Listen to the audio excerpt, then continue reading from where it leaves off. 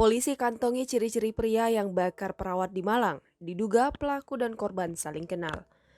Ciri-ciri pria misterius yang membakar hidup-hidup perawat di Malang, Jawa Timur sudah diketahui.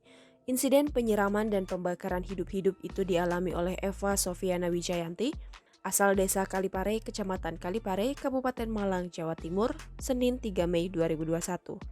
Akibat insiden itu, korban mengalami luka bakar serius. Saat ini polisi masih memburu pelaku yang disebutkan telah diketahui ciri-cirinya. Pria misterius itu diduga kenal dengan korban yang berprofesi sebagai seorang perawat. Polisi saat ini telah mengantongi ciri-ciri terduga pelaku yang membakar korban. Hanya saja, Polres Malang masih membutuhkan keterangan korban sebagai saksi kunci kasus ini. Menurut Doni, korban merupakan saksi kunci untuk mengungkap kasus yang terjadi di salah satu klinik di Kabupaten Malang ini. Polisi menduga pelaku dan korban saling mengenal. Namun, Doni lagi-lagi masih menunggu keterangan korban untuk memastikan hal itu. Menurut Doni, ada dua kemungkinan yang diyakini polisi terkait status terduga pelaku.